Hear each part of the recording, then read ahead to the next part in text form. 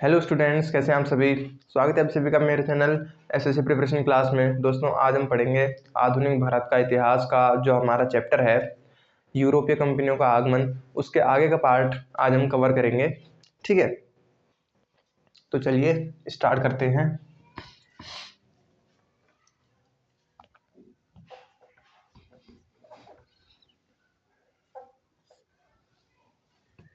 पुर्तगाली कब आए थे? 1498 में आए थे। डच कब आए थे? अंग्रेज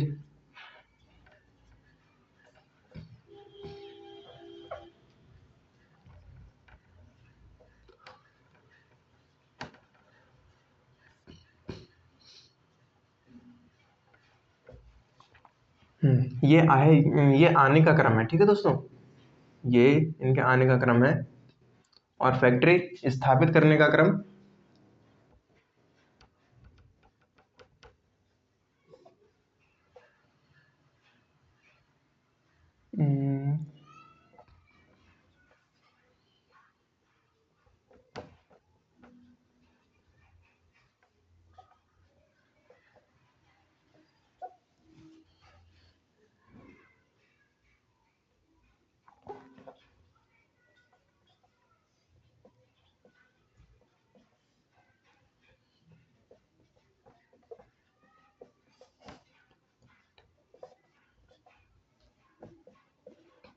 हम्म, इनकी फैक्ट्री कहाँ खुलती है? कोचिन में। पुर्तगालियों की फैक्ट्री खुलती है कोचिन में 1503 में। ठीक है, अंग्रेजों की खुलती है सूरत में। कब? 1608 में। ठीक है, मसूलीपट्टनम।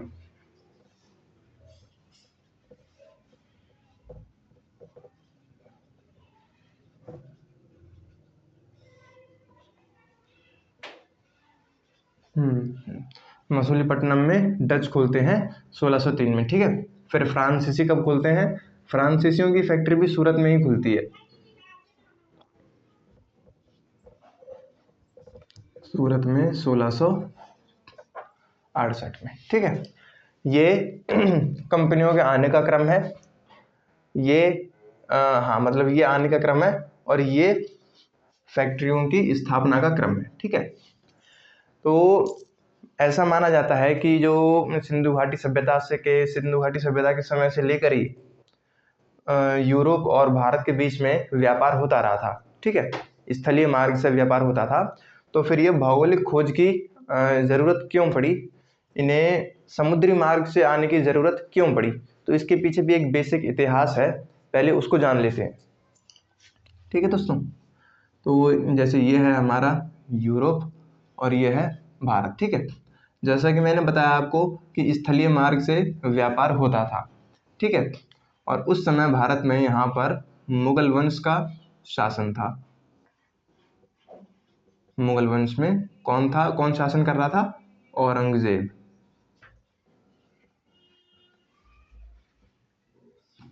हाँ, औरंगजेब यहाँ पे शासन कर रहा था। ठीक है, तो हुआ ये था कि ये जो यूरोप है इसमें एक जगह है कस्तुनतुनिया।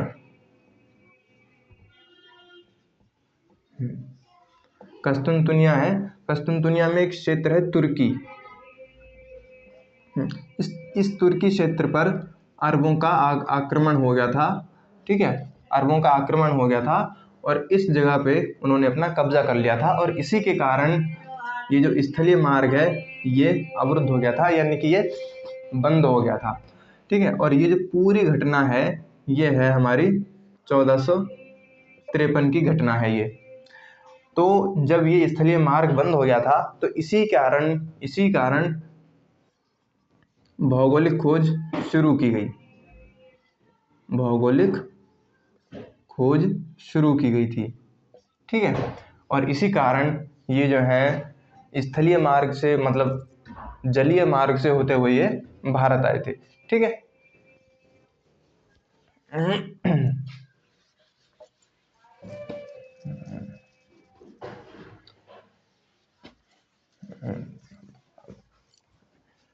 अब अगर हम विश्व के वर्ल्ड मैप की बात करें, विश्व के नक्शे की, तो ये यूरोप है, ये एशिया, ये उत्तरी अमेरिका, दक्षिणी अमेरिका, अफ्रीका और ये ऑस्ट्रेलिया। ठीक है ना। तो सबसे पहले 1492, ये डेट याद रखना जरूरी है। 1492 में सबसे पहले पुर्तगाली जो आए थे उनका नाम था कोलंबस। हाँ, कोलंबस आए थे। ठीक है। कोलंबस ने यूरोप से निकले, उन्हें एशिया की खोज करनी थी और वो यहाँ से निकले और इसी क्रम में उन्होंने उत्तरी अमेरिका की खोज कर ली। ठीक है। तो उन्हें लगा कि उन्होंने भारत की खोज करी है, पर ऐसा नहीं हुआ था। भारत की खोज करने के लिए उन्हें यहाँ पे आना था, लेकिन वो इस तरफ से निकले और इसी क्रम में उन्होंने उत्तरी अमेरिका की खोज कर ली। ठीक है। तो सबसे पहले पुर्तगाली का नाम पूछा जाए तो 1492 में कोलंबस आए थे। ठीक है। इसके बाद 1498 में आए थे वास्को डिगामा।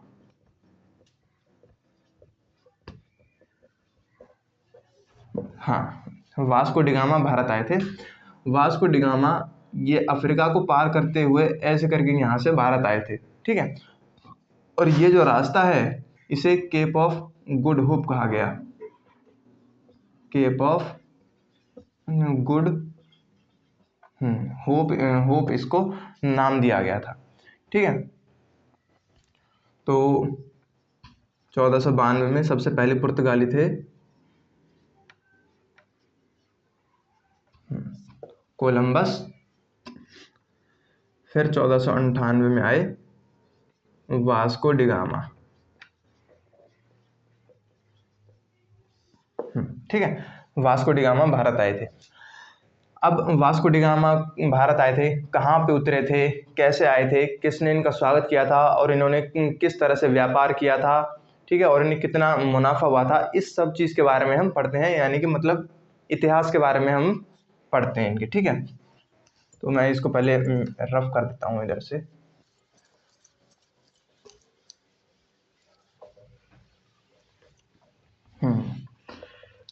ठीक है। ये है भारत। ठीक है। ये है अरब सागर, ये है हिंद महासागर और ये है इधर बंगाल की खाड़ी। ठीक है। ठीक है ना। ये है अरब सागर और ये इधर है अफ्रीका। अफ्रीका को क्रॉस करते हुए, पार करते हुए ये भारत आए थे। ठीक है। भारत में ये कालीकट पर उतरे थे। हाँ। ठीक है। वास्को डिगामा कालीकट पर उतरे थे और इन्होंने यहीं पे एक राजा था यहाँ का जिसका नाम था जैमोरियन। जैमोरियन नाम का राजा था, उसने इनका स्वागत किया था। ठीक है। ये केरला में उतरे थे। ये कोचिन नाम की जगह जो है, ये मतलब कालीकट जगह जो है ये केरला में है। ठीक है। और यहीं पे इन्होंने अपनी फैक्ट्री भी खोली थी कोचिन में। ठीक है ना। और ये घटना कब की है? 1503 की है। तो ये पुर्तगालियों की फैक्ट्री के स्थापना का क्रम हो गया, पूरा इतिहास। ठीक है। अब बात करते हैं अंग्रेजों की। अंग्रेजों की फैक्ट्री खुलती है 1608 में। तो ब्रिटिशर्स यहाँ से आते हैं। उस समय यहाँ पर जहांगीर का राज था। ये यहाँ पे जहांगीर का राज था और जहांगीर फैक्ट्री खोलने के बारे में अनुमोदन दे रहे थे। ठीक है। तो इन्होंने, जो ब्रिटिशर्स थे, ब्रिटिश ऑफिसर्स जो थे, उन्होंने रिक्वेस्ट करी, परमिशन मांगी जहांगीर से फैक्ट्री खोलने के लिए और जहांगीर ने इनको परमिशन दे दी। और इसी क्रम में ये सूरत, यहाँ पे गुजरात में, इधर यहाँ फैक्ट्री खोलने का काम शुरू हो गया। ठीक है। तो 1608 में इन्होंने फैक्ट्री का काम स्टार्ट कर दिया। लेकिन एक कारण था कि यहाँ से बाद में कुछ ऐसे मैटर उठ के आते हैं जिससे जहांगीर गुस्सा हो जाते हैं और इस फैक्ट्री के काम को रोक देते हैं। ठीक है। फिर अंग्रेज यहाँ से मसूलीपट्टनम की तरफ जाते हैं और 1611 में यहाँ पे फैक्ट्री बनाकर तैयार करते हैं। ठीक है। तो 1611 में फैक्ट्री बनकर तैयार हुई और फिर इसके बाद ये यहाँ पे आए। 1613 में ये फैक्ट्री बनकर तैयार हुई थी। ठीक है। अगर क्वेश्चन पूछा जाता है कि अंग्रेज़ों की पहली फैक्ट्री कब बनना शुरू हुई थी, तो 1608। और अगर कब बनकर तैयार हुई थी तो आपको टिक करना है 1613। ठीक है, तो ये हो गया अंग्रेज़ों की फैक्ट्री का क्रम। डचों ने भी मसूलीपट्टनम में खोली थी इधर, और फ्रांसीसी 1668 में इन्होंने भी सूरत में खोली थी इधर। ठीक है, ये हो गया इनकी स्थापना का क्रम, फैक्ट्री की स्थापना का क्रम। ठीक है, अब मैं इसको थोड़ा रफ करता हूं, फिर चलते हैं आगे की ओर।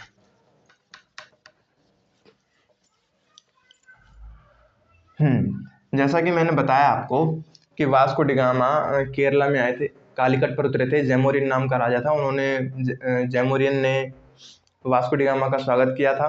ठीक है, और इन्होंने कोचिन में ही अपनी फैक्ट्री स्थापित करी थी 1503 में। तो अब बात आती है कि व्यापार कैसे किया था। तो जो पुर्तगाली थे, मतलब वास्को डी गामा जो थे, उन्होंने कपड़े और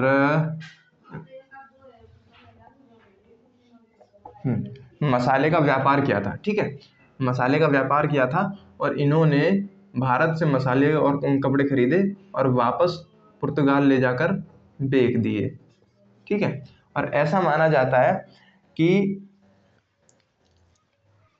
सब खर्चे निकाल के, मतलब कपड़े, मसाले, आने का खर्चा, जाने का खर्चा सब निकाल के भी इन्हें जो मुनाफा था वो 60 गुना था।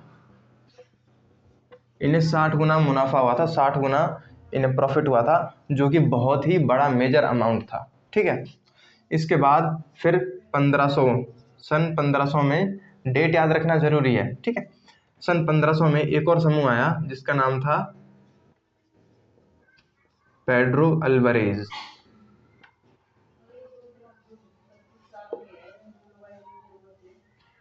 ठीक है, पेड्रो अल्वारेज आया था।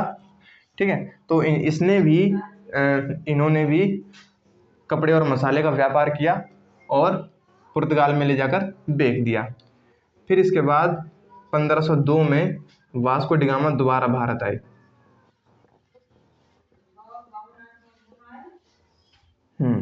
वास्को डी गामा दोबारा भारत आए, और इस बार भी इन्होंने बिल्कुल वही किया। लेकिन ये जो 1502 में जो दोबारा आए थे, इसमें एक थोड़ा सा चेंज हो गया। ठीक है, इसमें क्या चेंज हुआ, तो ये चेंज हुआ कि पुर्तगाल की जो सरकार थी,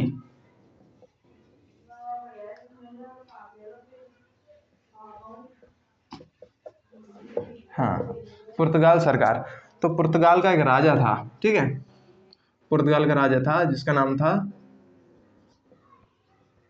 प्रिंस हेनरी। एक बात आपको याद रखनी है, ये जो प्रिंस हेनरी है, इसी के कहने पर भौगोलिक खोज शुरू हुई थी, और इसी के कहने पर जलीय मार्ग से होते हुए पुर्तगाली भारत आए थे। तो इसका नाम याद रखना बहुत ही इंपॉर्टेंट हो जाता है, बहुत ही महत्वपूर्ण हो जाता है। ठीक है, तो प्रिंस हेनरी थे, इन्होंने देखा कि भारत के साथ व्यापार करने में बहुत फायदा है। तो इन्होंने क्या किया, इन्होंने पुर्तगाल की सरकार को आदेश दिया कि अपने वायसराय नियुक्त करके भारत भेजो। वायसराय नियुक्त करके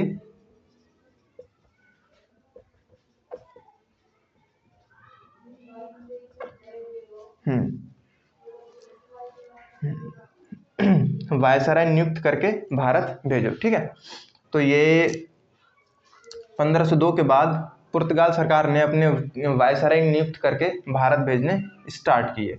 ठीक है, तो अब हम इन वायसरायों के बारे में पढ़ते हैं।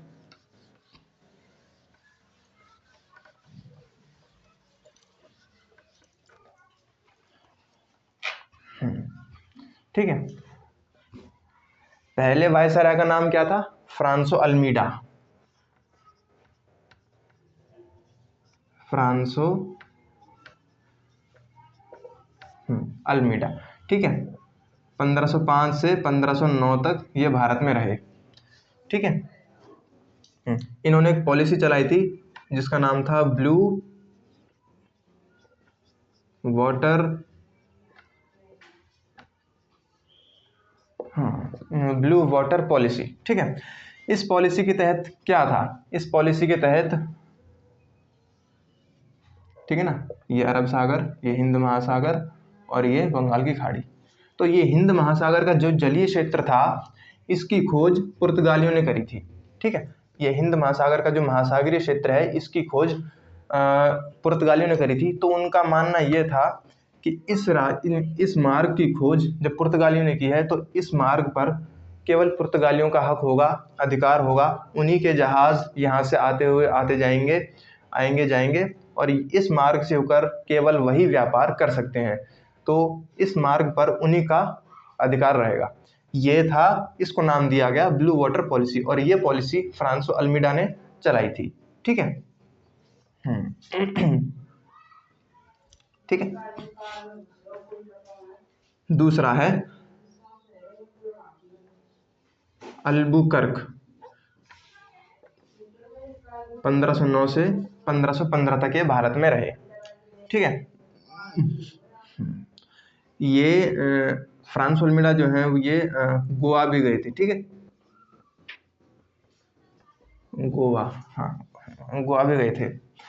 अल्बुकर्क को गोवा का वास्तविक संस्थापक माना जाता है।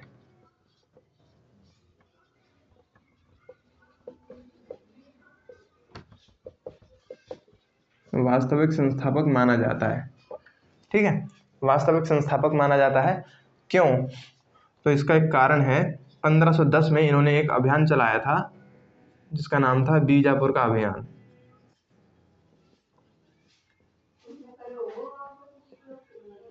हाँ, 1510 में बीजापुर का अभियान चलाया था।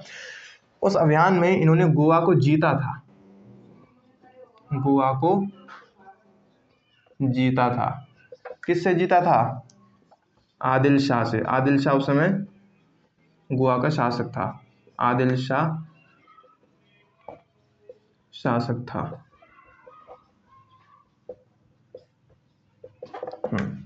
आदिल शाह शासक था गोवा का उस समय। तो 1510 में बीजापुर के अभियान में अल्बुकर्क ने आदिल शाह से गोवा को जीत लिया था, इसीलिए अल्बुकर्क को गोवा का वास्तविक संस्थापक माना जाता है, ठीक है। फिर तीसरे वायसराय थे Nino da Cunha. Nino da Cunha, इनके समय के बारे में जानकारी नहीं है, ठीक है, लेकिन इन्होंने दो महत्वपूर्ण कार्य किए थे। अल्बुकर्क ने जो कार्य छोड़ दिए थे वो कार्य इन्होंने पूरे किए थे। जैसे नीनो डी कुन्हा ने गोवा को राजधानी और कार्यालय बनाया, यानी कि ऑफिस बनाया, ठीक है। गोवा को राजधानी और कार्यालय बनाया नीनो डी कुन्हा ने। और इनके टाइम पे दो महत्वपूर्ण घटनाएं हुई थी जिनकी वजह से इन्हें याद रखना बहुत ज़रूरी हो जाता है, 1535 और 1559, ठीक है। इसमें दीव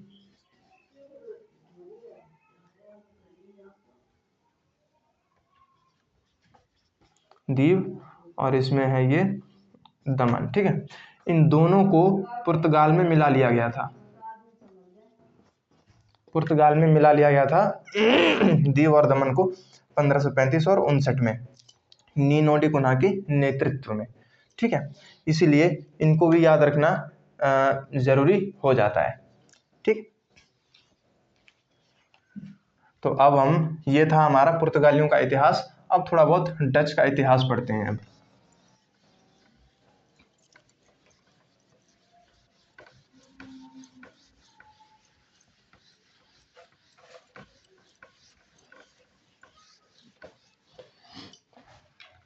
हाँ, तो डच ये है भारत, ठीक है ना, ये डच यहाँ से आए थे, ठीक है।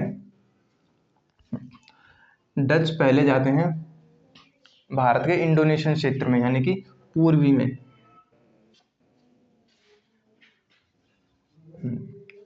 पूर्वी एशिया में जाते हैं,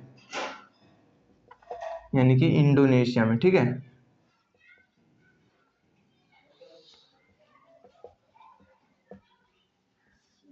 हाँ, ये इंडोनेशिया में जाते हैं और वहाँ से ये कपड़ों का व्यापार करते हैं।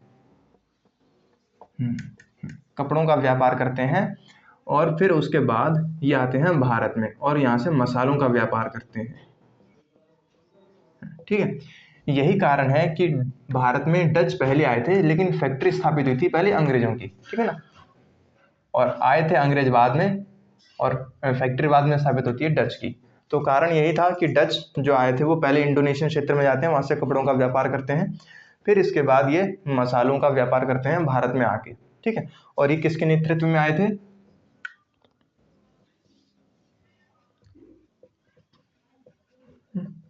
Cornelius Houtman. कार्नेलियस हाउटमैन के नेतृत्व में ये आए थे। ठीक है,